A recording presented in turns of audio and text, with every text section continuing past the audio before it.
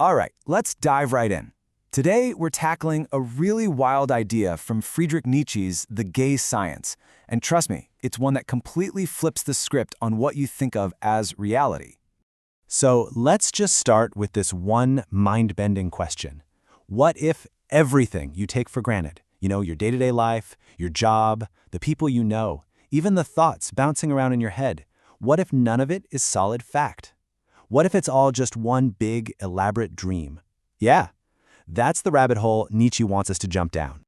Okay, so our first stop is this idea of the world as a dream. And look, Nietzsche isn't just trying to be poetic or something. No, this is a serious philosophical proposal.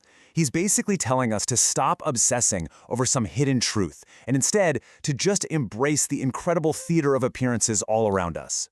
So according to Nietzsche, we're all living in this theater, right? We're all part of the show.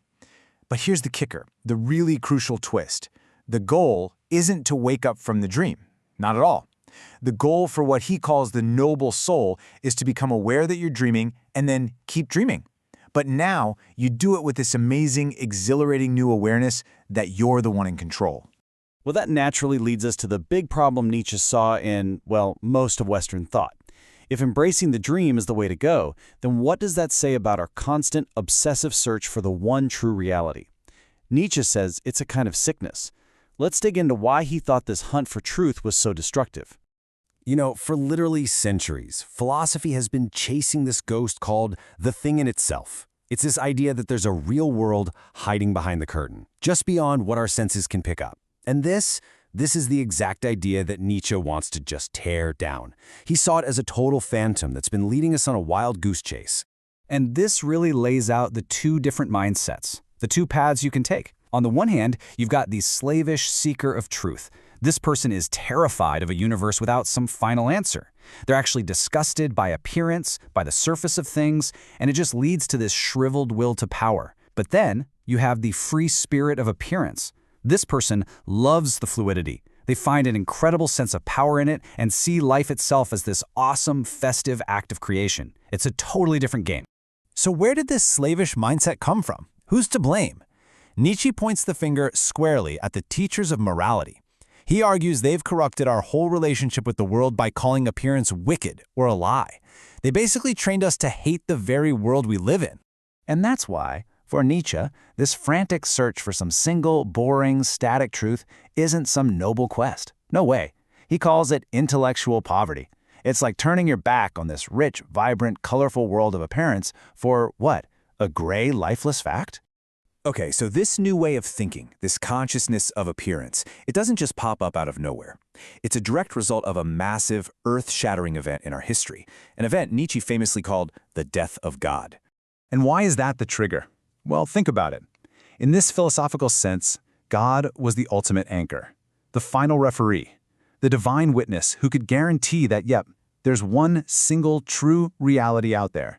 But when that anchor breaks, suddenly, the whole ship is adrift. So, what happens then? What happens to us when that ultimate anchor is just gone? When you realize you're basically standing on a tiny plank over a bottomless abyss and there's no one, no thing to tell you what's real anymore. It's a terrifying thought. Nietzsche had a pretty clear idea of how most people, what he kind of cynically called the herd, would react. And that reaction is panic. They feel this total disgust for a world without a final answer, and they get greedy for new anchors to cling to. They scramble to replace God with anything that feels absolute, the state, science, you name it. They're just desperate for new, unconditional truths. But what about the free spirit? Do they panic too? Nope. And this is where we get to Nietzsche's powerful, really exciting solution. It's all about how this conscious dreamer finds strength, how they forge a whole new kind of dignity, not by fighting the illusion, but by embracing it. He kind of lays out a roadmap for this. Step 1, you have to shred all those old hand-me-down reasons for living. Just tear them up. Step 2, you have this deep, almost primal realization that, wait a minute, we're the ones who give the world meaning and dignity. It doesn't come from outside.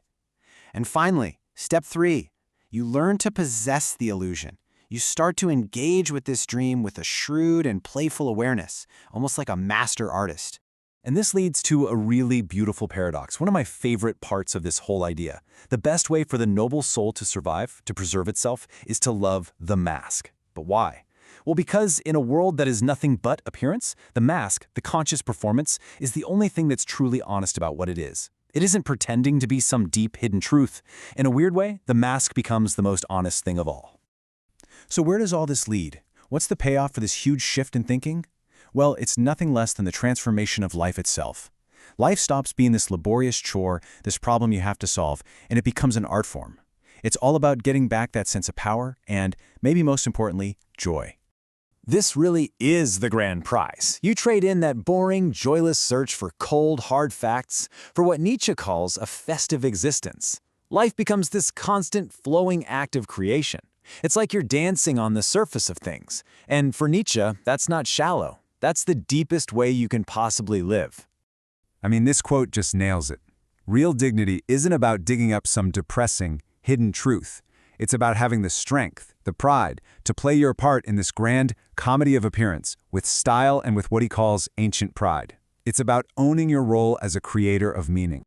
And when we finally see ourselves as actors in this play, we reclaim our will to power. And let's be clear, for Nietzsche, that doesn't mean dominating other people. It means tapping into that inner creative force to shape who you are and the world you live in, a power he believed was stolen from us by the endless demand for objective truth. So we kind of end up back where we started, but now with a direct challenge for you. If Nietzsche's right, if life really is a performance, a mask that we're all wearing, then what makes your mask an honest one? What's going to make your performance a true work of art, something you do with pride and joy and a playful link? That's the real question, isn't it?